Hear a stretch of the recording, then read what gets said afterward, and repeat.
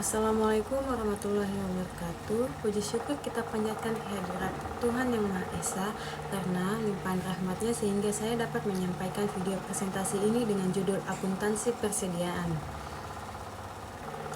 Adapun materi pembahasannya, yang pertama pengertian persediaan dalam akuntansi pemerintahan, yang kedua klasifikasi persediaan dalam akuntansi pemerintahan, yang ketiga pengakuan persediaan dalam akuntansi pemerintahan, yang keempat pengukuran persediaan dalam akuntansi pemerintahan, yang kelima pengakuan dan perhitungan beban persediaan, yang keenam pengungkapan persediaan dalam laporan keuangan pemerintahan. Materi pertama pengertian persediaan dalam akuntansi pemerintahan. Dalam PSAP nomor 5 paragraf 4 dijelaskan bahwa persediaan adalah aset lancar dalam bentuk barang atau perlengkapan yang dimaksudkan untuk mendukung kegiatan operasional pemerintah dan barang-barang yang dimaksudkan untuk dijual atau diserahkan dalam rangka pelayanan kepada masyarakat. Yang kedua itu klasifikasi persediaan dalam akuntansi pemerintahan. Pada modul sistem akuntansi pemerintahan daerah yang diterbitkan Direktorat Jenderal Keuangan Daerah Kementerian Dalam Negeri tahun 2014, suatu aset dapat diklasifikasikan sebagai persediaan manakala aset tersebut memenuhi salah satu kriteria sebagai berikut. Yang pertama, barang atau perlengkapan yang digunakan dalam rangka kegiatan operasional pemerintah, yang mana termasuk dalam kelompok ini adalah barang habis pakai setelah alat tulis kantor, barang tidak habis pakai seperti komponen peralatan dan pipa, dan barang bekas seperti komponen bekas. Yang kedua, bahan atau perlengkapan yang digunakan dalam proses. Persediaan dalam kelompok ini meliputi bahan yang digunakan dalam proses produksi seperti bahan baku pembuatan alat-alat pertanian dan lain-lain. Yang ketiga, barang dalam proses produksi yang dimaksud untuk dijual dan diserahkan kepada masyarakat. Contoh persediaan yang termaksud dalam kelompok ini adalah alat-alat pertanian seperti setengah jadi.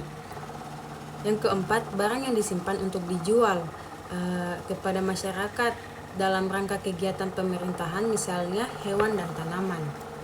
Menurut PSAP nomor 5 paragraf 10, persediaan dapat diliputi sebagai berikut. Yang pertama, barang konsumsi, amunisi, bahan untuk pemeliharaan, suku cadang, persediaan untuk tujuan strategis, pita cukai dan legas, bahan baku, barang dalam proses atau setengah jadi, tanah atau bangunan untuk dijual dan diserahkan kepada masyarakat, dan yang terakhir hewan atau tanaman untuk dijual atau diserahkan kepada masyarakat. Materi ketiga, pengakuan persediaan dalam akuntansi pemerintahan. Berdasarkan PSAP nomor 5 paragraf 13, persediaan diakui yang pertama pada saat potensi manfaat ekonomi masa depan diperoleh pemerintah dan mempunyai nilai atau biaya yang dapat diukur dengan andal. Yang kedua, pada saat diterima atau hak kepemilikan kepenguasaannya berpindah. Pencatatan persediaan dilakukan dengan cara yang ada dua cara. Yang pertama, metode perpetual. Metode perpetual untuk jenis persediaan yang sifatnya kontinus dan membutuhkan kontrol yang besar seperti obat-obatan. Dengan metode perpetual, pencatatan dilakukan setiap ada persediaan yang masuk dan keluar sehingga nilai atau jumlah persediaan selalu diperbarui. Yang kedua, metode periodik. Metode periodik untuk persediaan yang digunakan sulit diidentifikasi seperti alat tulis kantor atau ATK. Dengan metode ini, pencatatan hanya dilakukan pada saat terjadi penambahan sehingga tidak memperbarui jumlah persediaan. Jumlah persediaan akhir diketahui dengan melakukan stock of name pada akhir periode. Persediaan dinilai dengan metode FIFO atau first in, first out. Harga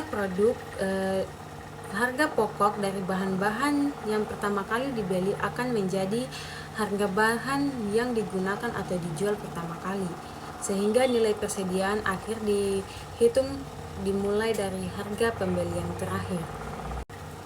Materi keempat, pengukuran persediaan dalam akuntansi pemerintahan.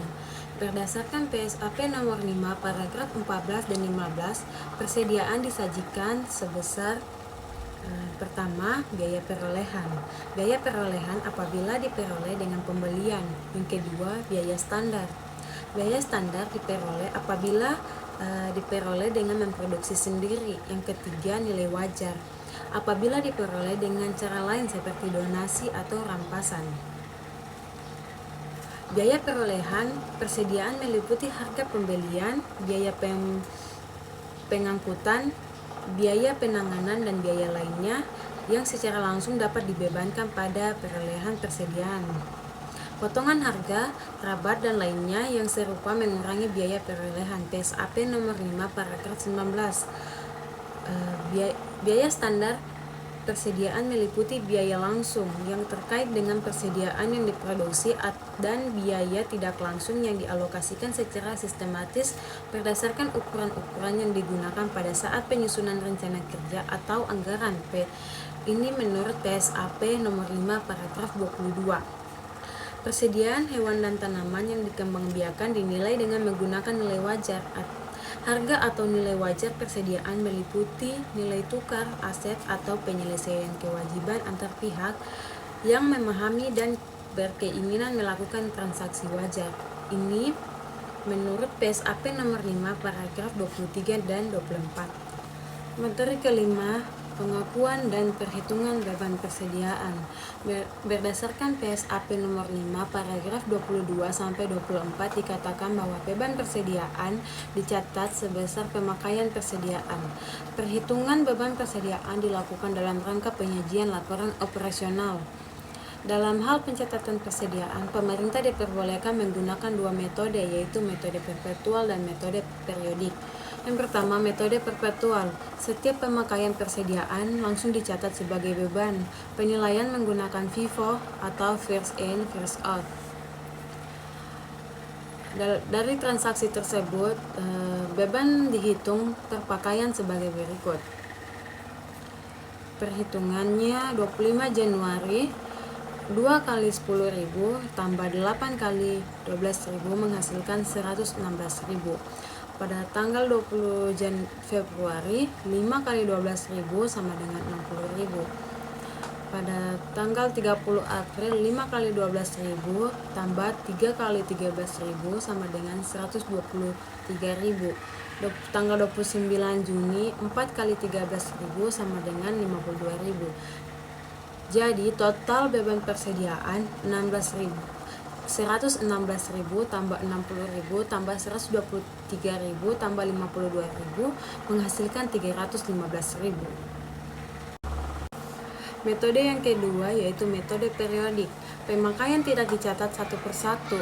Di akhir periode dilakukan stock of name. Beban dihitung dengan rumus beban persediaan sama dengan persediaan awal tambah pembelian tambah persediaan akhir. Adapun perhitungannya, persediaan awal 20.000, pembelian 240.000 ditambah 130.000 menghasilkan 370.000. Persediaan akhir 3 unit dikali 13.000 menghasilkan 39.000. Materi ke-6, pengungkapan persediaan dalam laporan keuangan pemerintahan. PSAP nomor 5 paragraf 26 dengan jelas menyebutkan bahwa laporan keuangan mengungkapkan yang pertama, kebijakan akuntansi persediaan. Yang kedua, jenis persediaan meliputi barang atau perlengkapan untuk pelayanan masyarakat, barang atau perlengkapan untuk proses produksi, barang yang disimpan untuk dijual atau diserahkan, barang dalam proses produksi, dan yang ketiga, persediaan rusak atau usang. Dari materi yang saya paparkan dapat disimpulkan, akuntansi persediaan merupakan bagian penting dalam sistem akuntansi pemerintahan karena berkaitan langsung dengan pengelolaan aset lancar yang digunakan untuk menunjang operasional dan pelayanan publik. Penerapan akuntansi persediaan yang tepat akan membantu pemerintah dalam menjaga efisiensi penggunaan sumber daya serta meningkatkan akuntabilitas pengelolaan keuangan negara atau daerah. Berdasarkan pembahasan dalam materi ini, persediaan dalam akuntansi pemerintah diakui atau diukur sesuai dengan ketentuan PSAP nomor 5 dengan menggunakan basis aktual. Persediaan dapat dicatat menggunakan metode perpetual maupun metode fisik atau periodik dengan metode FIFO. Pengakuan beban persediaan dilakukan berdasarkan nilai pemakaian yang disajikan dalam laporan operasional, sementara informasi terkait persediaan disajikan dan diungkapkan secara memadai dalam catatan atas laporan keuangan. Baik, itu saja materi yang dapat saya paparkan. Lebih dan kurangnya mohon dimaafkan. Saya tutup dengan ucapan wabillahi taufiq wal hidayah. Wassalamualaikum warahmatullahi wabarakatuh.